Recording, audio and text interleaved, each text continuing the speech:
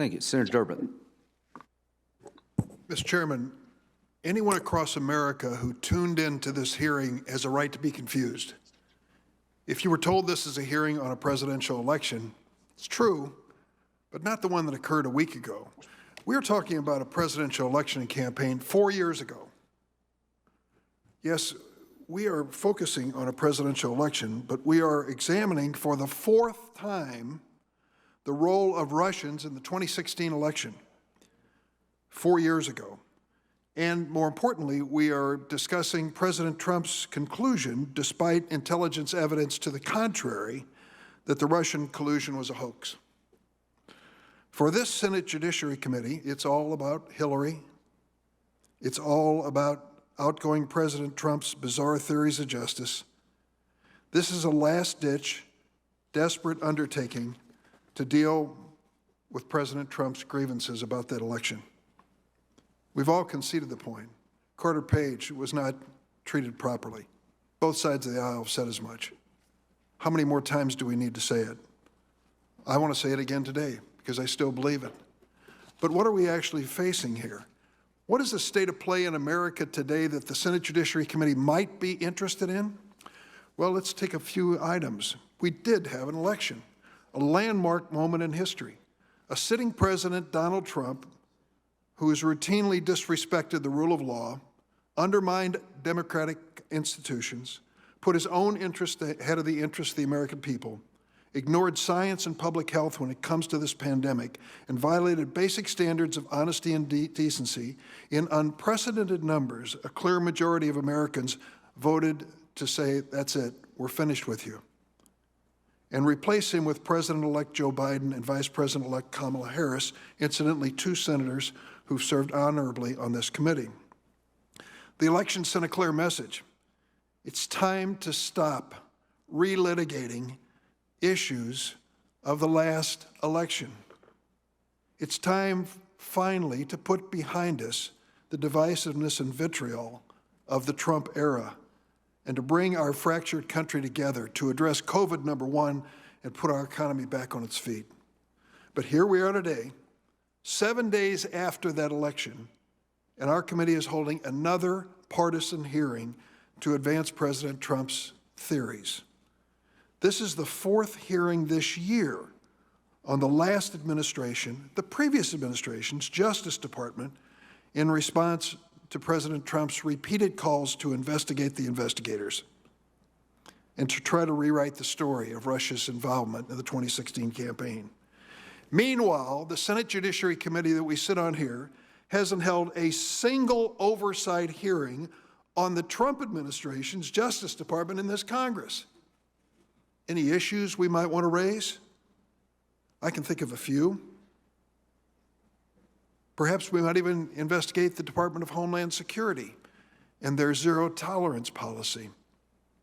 I regret what happened to Carter Page, and I've said so before, but I also regret what happened to 2,200 infants, toddlers, and children who were physically removed from their parents by the zero-tolerance policy of the Trump administration, and the fact that 545 of those children still are in an abandoned status today. 545. So my question, as has been asked to the witness before us today, is who should be held responsible? Why wouldn't the Senate Judiciary Committee even care to have a hearing? Why wouldn't the Immigration Subcommittee, which I am a ranking member on with the senator from Texas, even have one hearing on that issue? None. But this is the 4th hearing we're having, going back over this well-plowed ground. There are some timely issues related to the Department of Justice we might even have considered today. Let me give you one. Yesterday, Attorney General Bill Barr issued a memo authorizing federal prosecutors to, quote, pursue substantial allegations of voting and vote tabulation irregularities prior to the certification of elections. The Attorney General's memo represents another instance of his sacrificing the reputation of the Department of Justice to serve the political interests of President Donald Trump. Attorney General Barr is clearly attempting to fabricate a veneer of legitimacy for the baseless claims of voter fraud made by President Trump and his supporters. And he's doing so by overriding long-standing Department of Justice policies that were put in place to prevent this very type of political interference in an election season. Let me tell you what the previous guidelines that previous attorney generals honored said. Quote, public knowledge of a criminal investigation could impact the adjudication of election litigation and contest in state courts. Accordingly, it is the general policy of the Justice Department not to conduct overt investigations. End of quote. Attorney General Barr jettisoned that standard yesterday. The Barr memo prompted the Department of Justice Director of Election Crimes Branch to resign from his position. An issue the Senate Judiciary Committee might want to be concerned about? No, I'm sorry. We're back relitigating the 2016 election. We're going to go through that all over again, maybe a fifth time, instead of asking pertinent and relevant questions about what's happening today. Mr. Richard Pilger, who resigned from that position, noted that Barr's memo, quote, abrogated the 40-year-old non-interference policy for ballot fraud allegations in the period prior to elections becoming certified and uncontested, end of quote. When General Barr came before me in my office, I asked him point blank, why do you want to be Donald Trump's Attorney General? Well, he said, you should have seen the list of other people who might have been also considered. I thought that I should step in at that point. And secondly, he said, I want to preserve the reputation of the Department of Justice. Is there anyone on or off this committee who believes that General Barr's actions yesterday preserve the integrity of the Department of Justice, where baseless claims are being made about voter fraud? Do you know what the litigants' record is in court since the election, protesting the outcome of the election? 0 for 10. They have no evidence whatsoever of election fraud.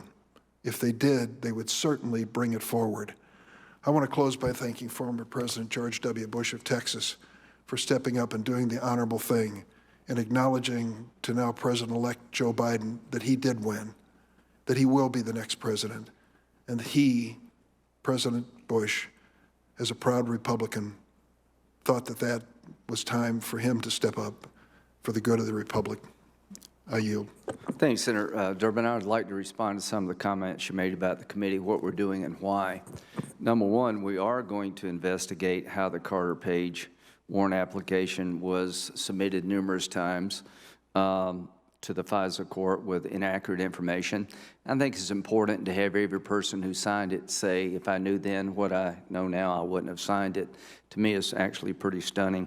In the committee in September the 29th received information for Director Radcliffe that in September of 2016, September the 7th, the CIA informs the FBI that candidate Hillary Clinton approved of a plan concerning U.S. presidential candidate Donald Trump and Russia hackers hampering U.S. elections as a means of distracting the public from her use of a private mail server. And if you go look at the classified information, there's more there.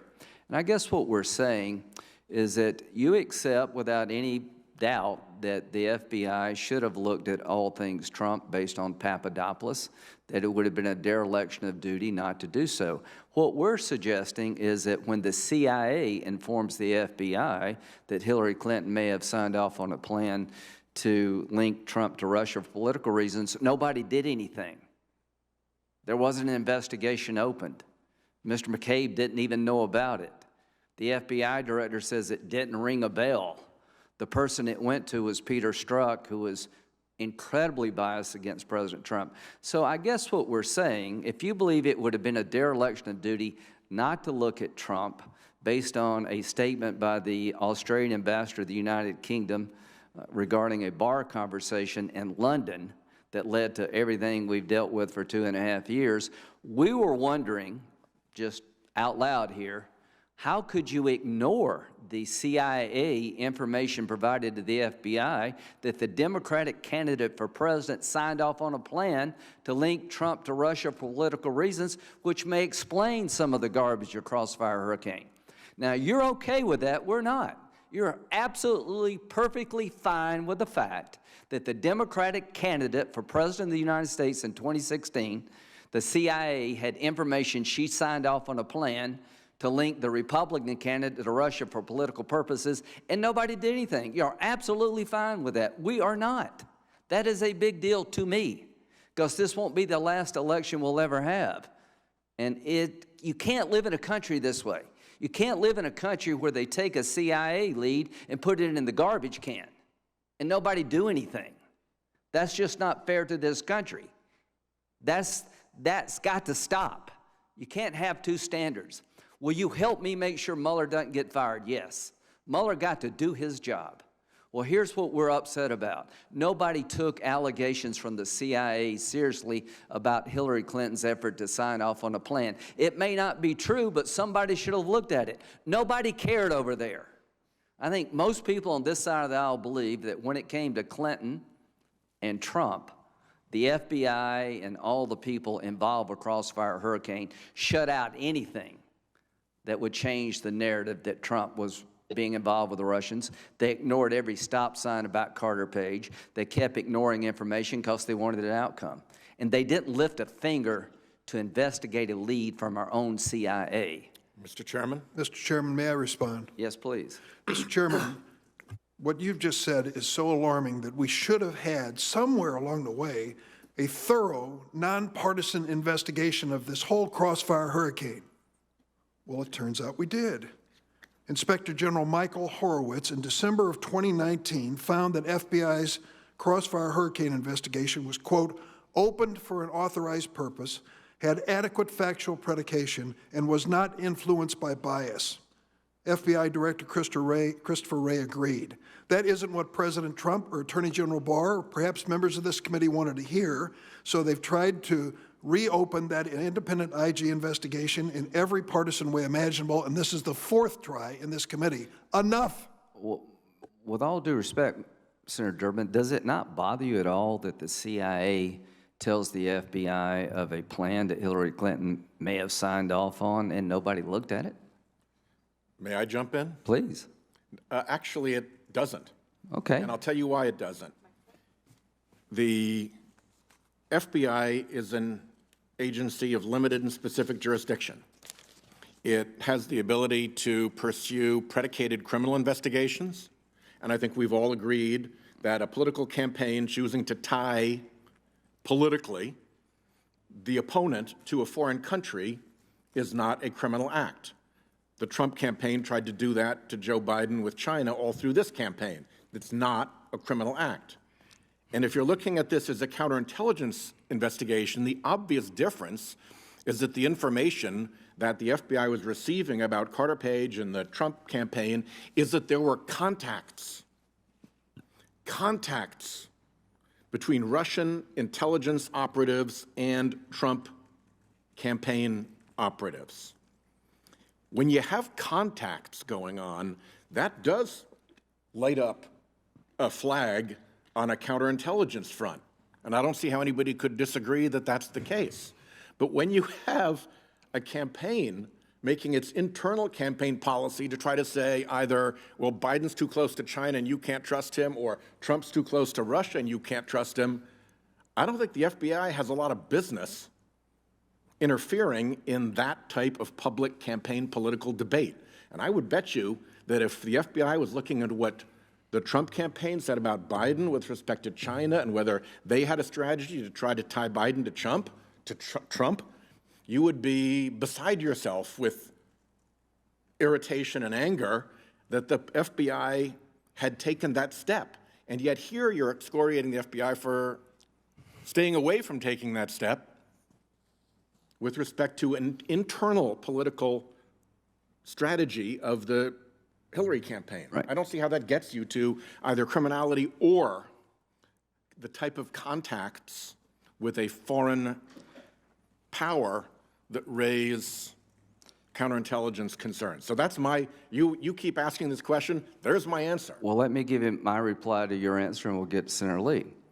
In this case, there was no criminal investigation opened. It was all counterintelligence based on a conversation by the Australian ambassador to the United Kingdom with Papadopoulos in a bar, and we got the tapes, And Papadopoulos said on tape, no, I'm not working with the Russians, that'd be treason. They used that snippet to open up what now is called Crossfire Hurricane in the Mueller investigation.